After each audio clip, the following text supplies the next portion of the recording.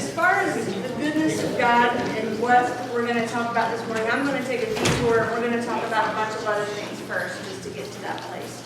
So, but if you want to go ahead, we're going to be in Psalm 27 at some point.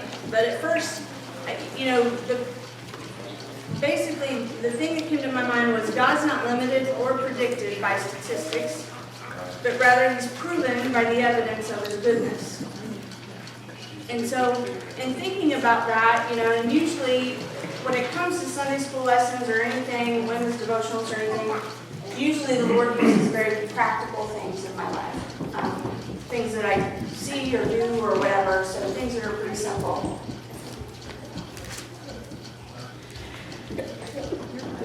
So one of the things I was thinking about is, what comes to mind when I ask you about statistics, research? Like that sounds like some big thing, right? But actually every one of us in here probably do it all the time.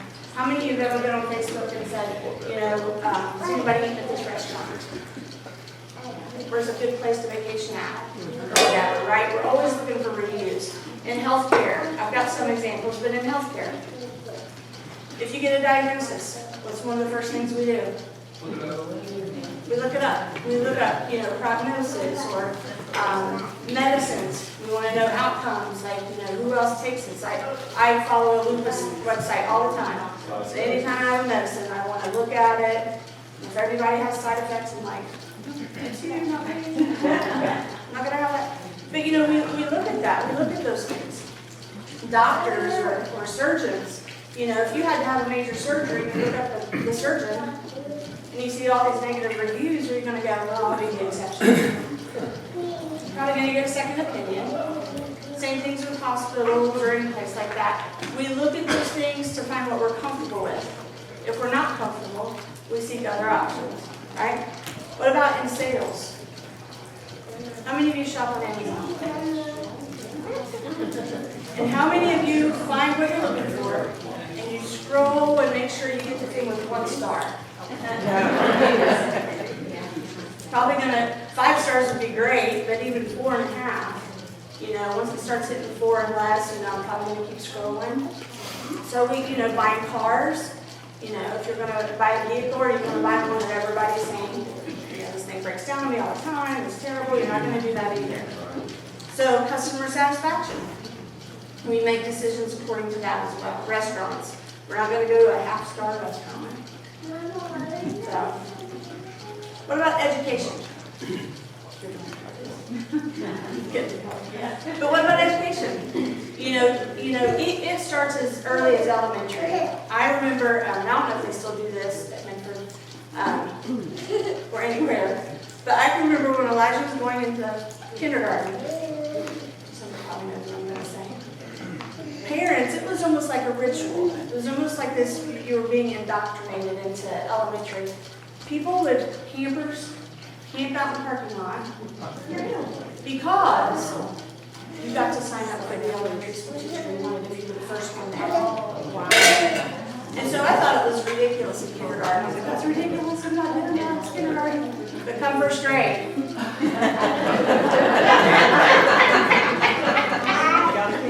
I was out there in my little, I think I had that one to element, my little toaster, camped out. Everybody was talking, and and I sat there and I sat there and I sat there.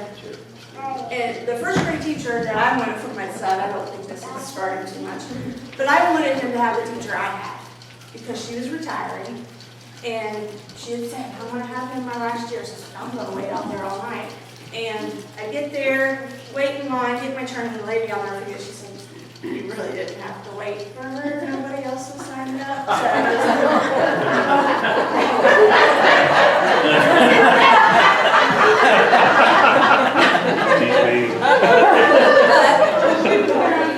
but they don't know what I know. Like, he was an excellent reader by the time. But anyway, she was a great teacher. But anyway, she was hard, and nobody wanted her because she was hard. But he survived it just fine. But education, colleges, we look at graduation rates, job placement. Nobody's going to, look into a university that puts out very poor students and employability is zero. recruitment, retention, looking at teachers and programs. We look at all those things for education. But then the fourth one here that I think kind of has driven most of this lesson today is what about on a personal, very humanistic level? What things do we look at when we think of statistics or research or likelihoods? I'm going to say probably about everybody in here would check a box at some point. Because we have studies and research, and I'm not saying this is necessarily bad, but it can be if we go into the ditch with it too far.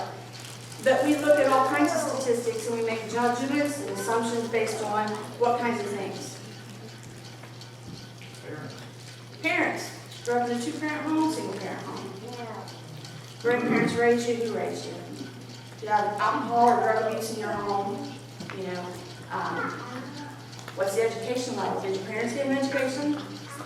What's the chances? I mean, you can Google and research all this. I mean, you can find anything you want.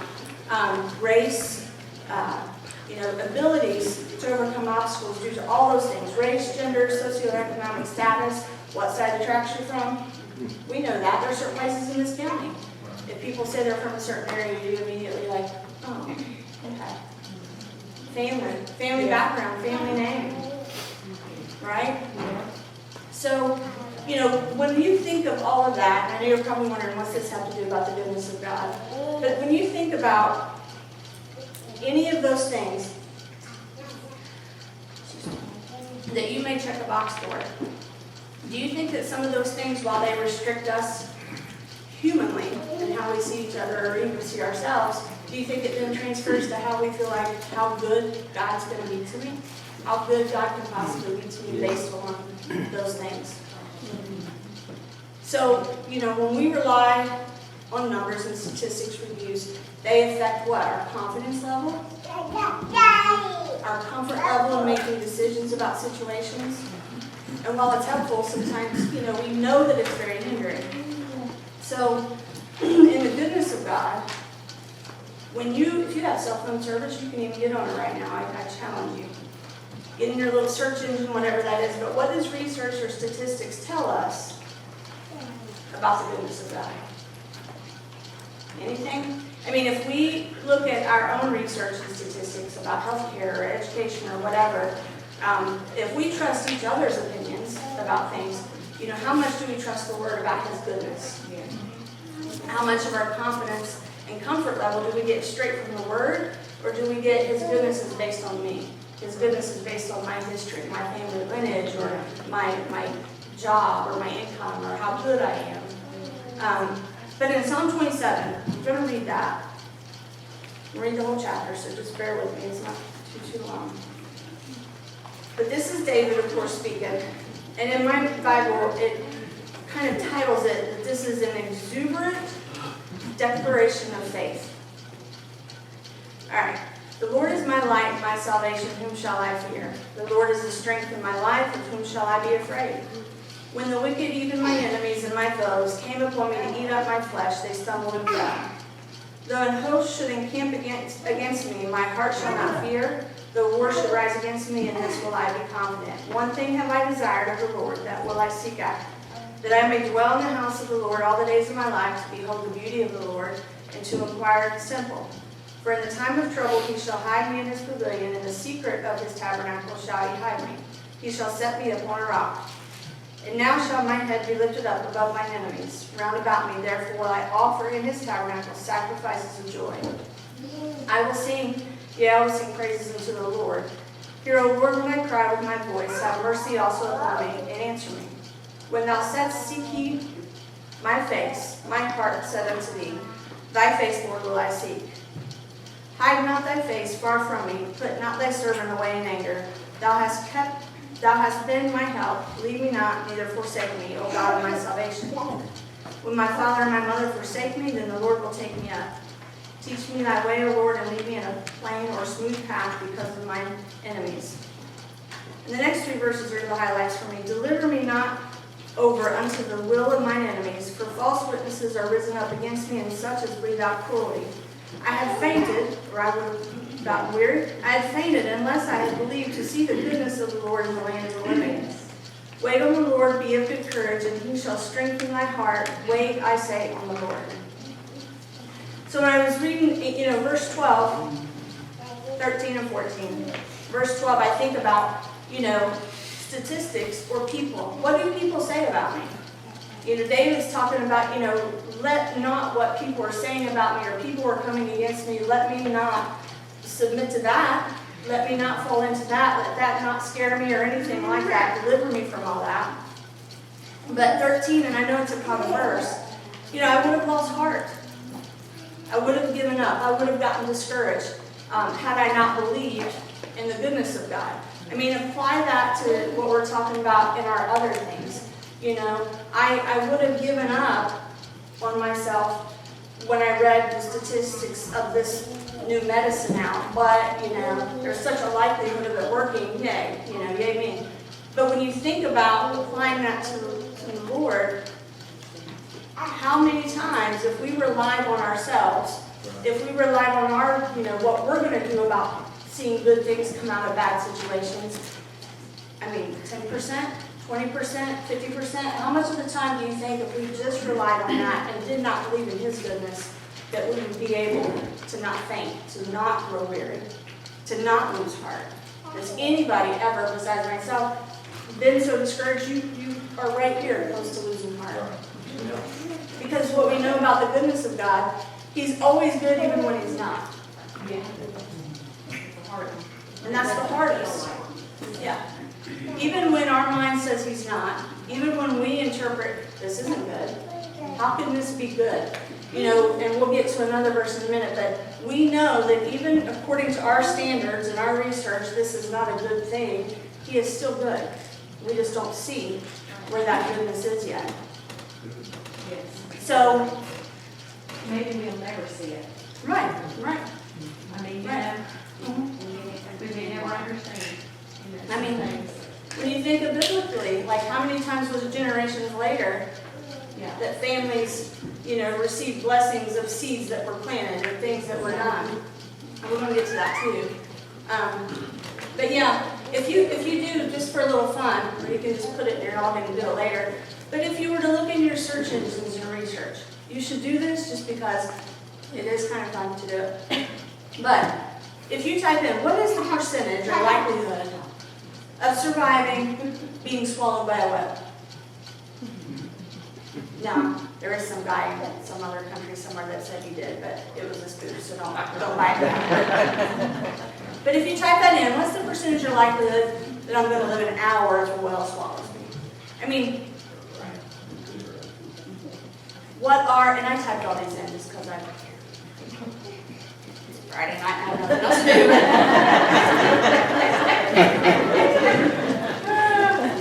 So I put in, what are the chances that more than 50 people, let alone 5,000, can be fed by 2 fish or 5 loaves? So then I kind of did it backwards. I said, how many people can be fed on 2 fish and 5 loaves? And welcome to America, it's like 3. But how many children, and this one's kind of, brace yourself if you go down this rabbit hole, but it says, if you type in, what percentage of children today are born of a virgin? You need to type in women, you need to type in, never mind.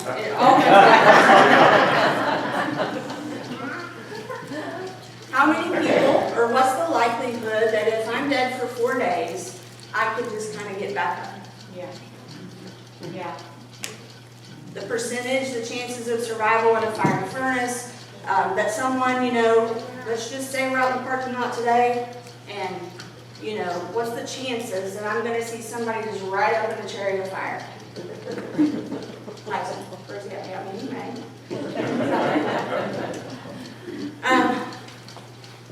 the widow woman and her little boy, what's the chances you can have just enough for one meal and it never runs out? This is my favorite. What's the chances that I could go to Myrtle Beach and I can have the waters parted for me to walk across the ocean? Now, when you type these in your search engine, how it always corrects you, did you mean to ask? Yeah. So every time I typed in stuff, I'm like, no, this is what I meant to ask. Every one of these things you're going to find two things. Either the absence of statistics at all because it doesn't understand what you're asking, or it just thinks you're ridiculous. Or you're going to find there's 0% chance. There's 0% chance. Now, if we switch that, let's go back to Amazon. If something has no stars, I'm not going to buy it. But if I see something that has 0 chance of happening but the Lord, and it happens every time, 100% of the time, He's made these things happen, we know that, then why don't we do the same thing when it comes to His goodness? Why not 100% of the time know that it's there, He's going to be effective, sufficient? His success rate obviously is fantastic, but His blessings, why do we restrict His blessings on our life? Why do we do that? I mean, I think we know some obvious reasons. You know, we are harder on ourselves sometimes than others. One of the other things that I thought about too was, you know, what's the likelihood of, you know, having a donkey talk to you, and then I thought, well, some may feel they've had that experience,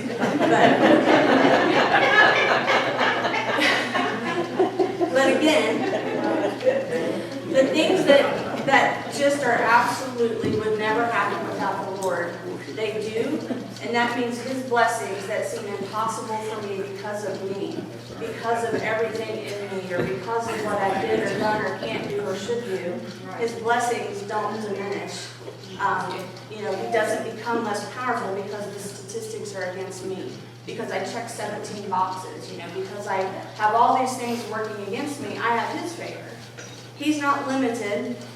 You know, a couple more things like my family history or heritage, divorce, education, all the things that we've already mentioned, but He's 100% accurate when the world counts you out. When the world counts you out, He obviously includes you, includes us because of His goodness, but again, His sovereignty.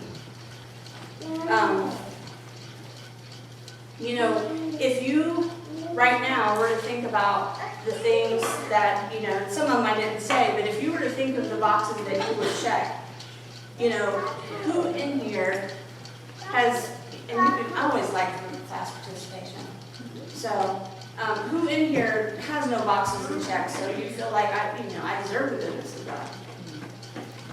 Probably none of us, right?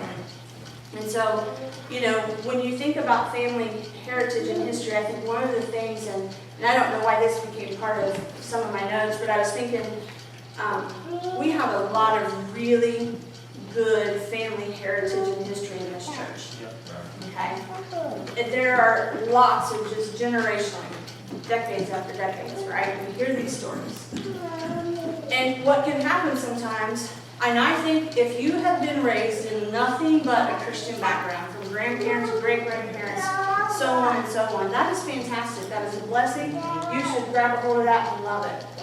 But you know what? If you are the first generation, and you have none of that, that's also fantastic because God decided to start it with you. Yes. You get to be the family lineage. You get to be that. So don't restrict your legacy to this. Yes. You know, you're going to start it for your children, their children, and so on. So it's just as powerful as the families you see here that have been doing this for decades. So whoever that's for, I don't know. Okay. 6 down to 3. They always done this So I know this is a familiar verse, but Romans 8:28. And we know that all things work together for good to them that love God, to them who are called according to His purpose. I mean, this is the theme of Joseph's life, right? This is in a nutshell. If you think you come from some troubled siblings or family members, you know, you are at one with the soul of Joseph, okay? So, you know, thinking about that, when people exclude you or make you feel like that's not for you, if God said it's for you, then it's for you. Right. If He said this is what you're going to do with your life, and everybody says, based on your background, based on this, I don't really know that this is a good fit for you. If God says this is you, then this is you. Right. Yeah. The only person that can interrupt God's will for your life is you. It's me. If he calls me to do something, I may let other people discourage me, but if I don't walk it out, it's on me. Period. Same thing with doubt. You know, I can doubt me all day long, but I can't make my decisions based on what I think other people may doubt in me. But when you think about all things working together for good, when do we mostly hear that verse? Yeah. I mean, if you know, I know that we do a little bit too much social media. I can be guilty at times, but I think our entire senior year of high school, and it wasn't just us, there was another young lady, which was Abby, but we were hashtag ATWT. That's how we survived the year. It was just everything, it seemed to kind of just snowball, and we're like, it's going to work out. Whatever it is, God's doing something, and it doesn't feel like it. It doesn't feel like it. It doesn't feel like this is something that's going to be about goodness, but it is. Because He wants all things. When you think about all things working together for good, you know, I love it when He uses my success. You know, I love it when He uses, you know, my education and do something that, you know, He's called me to do. I don't like being on a billboard on 23, but I love my job. You know, I love those things. But what I don't love is my life has been riddled with losses. It's just been riddled with losses. And He has used all of those. Yeah. Yeah. Yeah. Help her. To show me how good He is.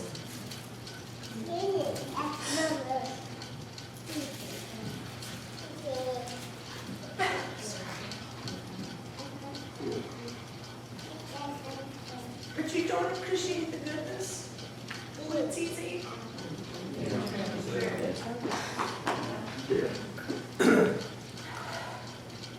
So, you know, there's a lot of things that I can talk all day about, you know,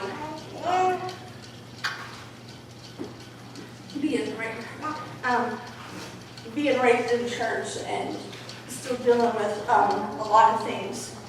You know, I know what it's like to have divorced parents. I understand abuse. I don't know where this is coming from, but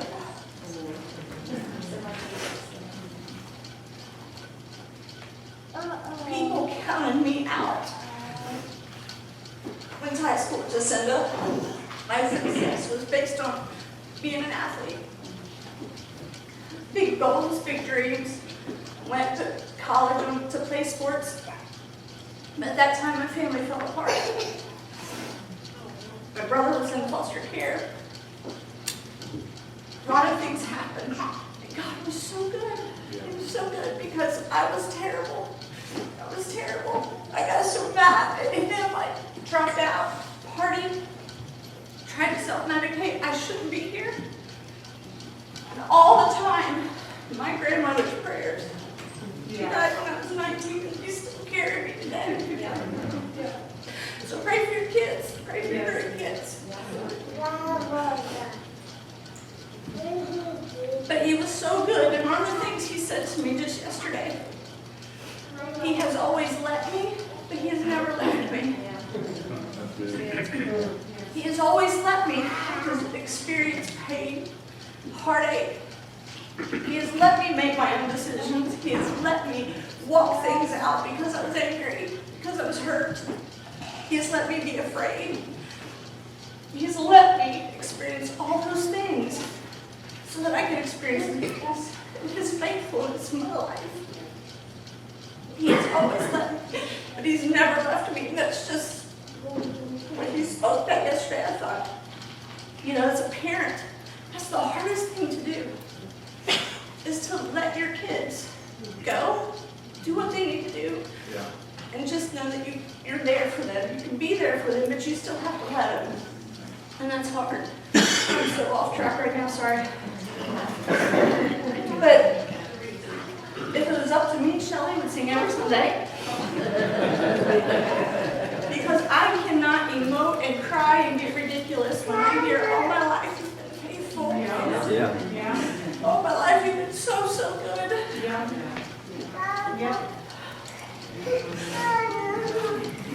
if you could do this, you know, I'm a detective mom, right? We can research people. You can put me in a search engine. You could go and talk to people I grew up with, and you will hear terrible stories. Just ask me first, I'll tell you. I don't care, because God got me through all that. He used all of it. I wouldn't mean that people come to me from all over, and I'm not saying that to brag. But I have churches, businesses, law enforcement, physicians, now from 5 different counties who send me patients. And I don't have the most letters after my name. I don't. There's other therapists that have much more credentials, but I've walked it. I've walked it. I have textbooks on my new office shelf. I have all these things, but my Bible stays on my desk. Because that's all I've got. That's all I've got. That's what's been proven 100% of the time, is that no matter what goes on, He's good. And this will work for good. Whatever you're going through will work for good.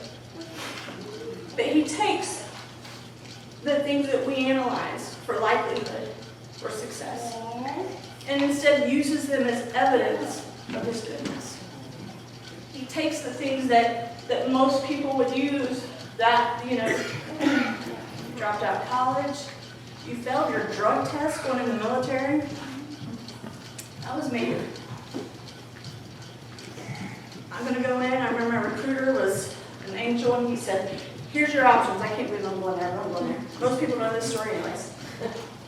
My recruiter rescued me. God used him. Met him when I was 19, going on 20. He knew who I was. He knew about me from playing sports, knew about me from playing at Shawnee, and said, what happened to you? Where should I start? Are you in school? No. What are you doing? Wasn't doing anything good? Convinced me to go into the military.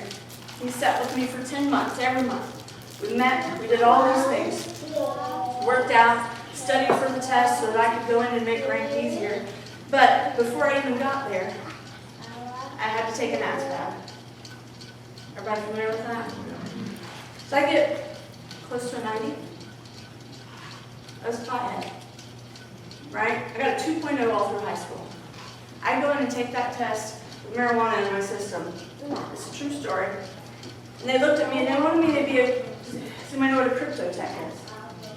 I mean, I heard of that. Go to decipher codes, go be in the desert all by yourself and learn a Morse code, whatever. But that's what they wanted from me. And I said no. I knew I wanted to be a medic. I knew I wanted to be a corpsman. You know, all they said was, you just have to sign this waiver that you won't do that again. Don't smoke another joint, and we'll let you do it. And I should have never been allowed. I have never met anybody, and Chrissy, I'll ask you, I don't know anybody else in the military that was allowed to go in and pick their job and just say, I won't do that anymore. They did. So when I say about the goodness of God, and I'm sorry if I share too much, you may not want to hear that, but I don't care. You don't care. I share with kids, when kids come to my office and they think they've ruined their life, I said, no, you haven't ruined your life. It's going to be something fantastic that the Lord's going to use. Yeah. Because you're going to reach somebody that nobody else could. The goodness of God, I just have to say, a lot of this is acute in my life. I can't give his testimony, but one day my son will. Oh, yeah.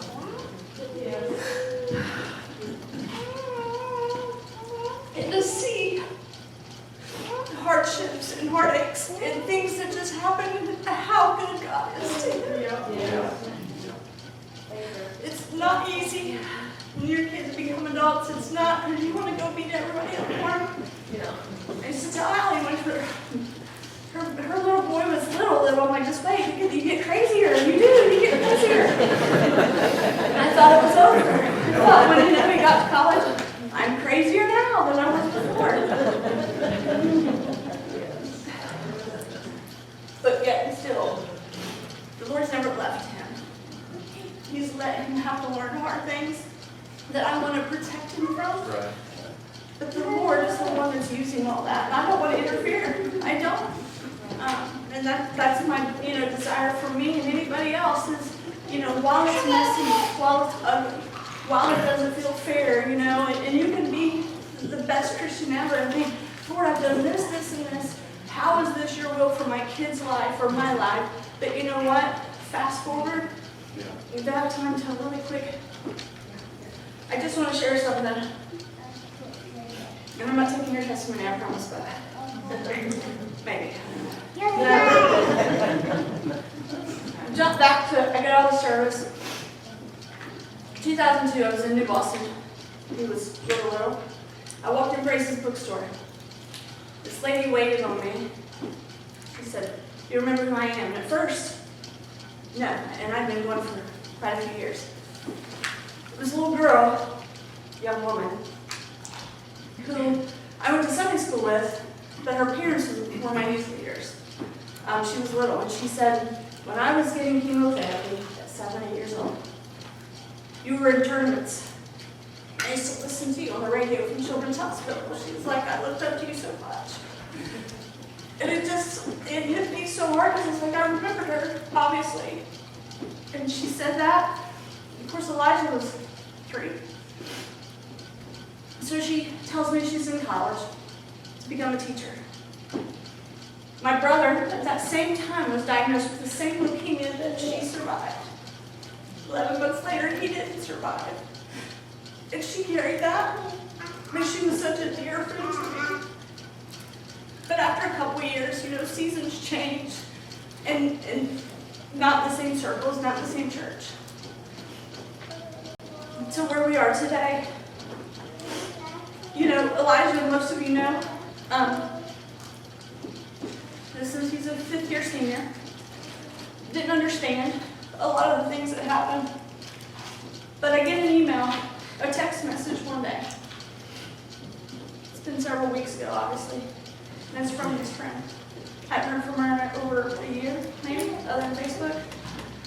She said, I just got an email for your son. She's like, is he going to be student teaching? And I said, yeah. She said, I was the first one to grab him. She said, there were 4 other teachers, but I grabbed him first.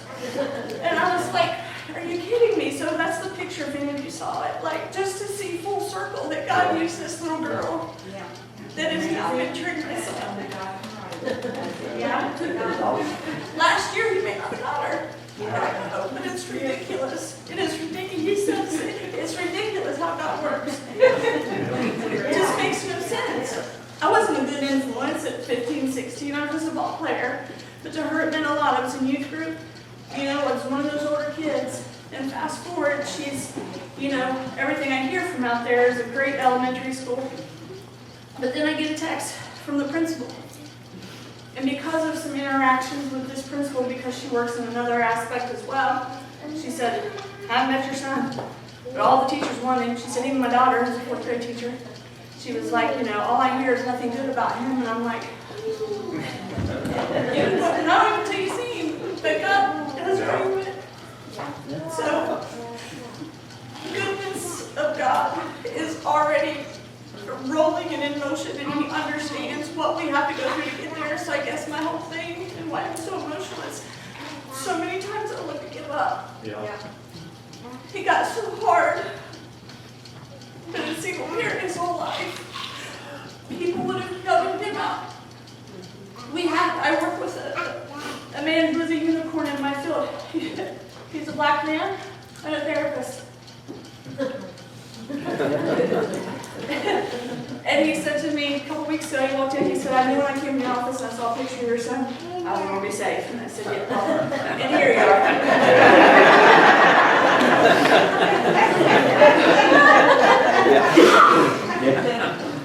But he always checks on Elijah. And, here's what's even crazier. At 18 years old, he went to Shawnee when I did, dropped out for the same reasons. Haven't seen him in all those years. Now we work together. But he came and he said, how's your son doing student teaching? I said, he loves it. He said, statistically, people count us out. He said, people count us out. He said, there's not a lot of young black men that's teaching intervention inside the county. There's not a lot of black men that are mental health therapists in Pike County. But God, the goodness of God has ordered all of our steps Yes. that will take situations that are such outliers, and guess what?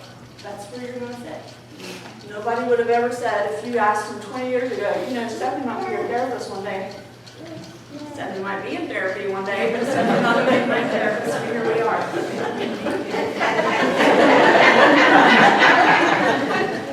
But anyway, so that's all I have. I just, I think Shelley should sing right now. Lead us out. But just think, when you think about the goodness of God throughout your days and throughout your weeks, just think about everything that you encounter. Oh my goodness, how's the Lord going to use this? How am I going to testify about this at some point in time? And that's it. That's all I've got. Sorry, I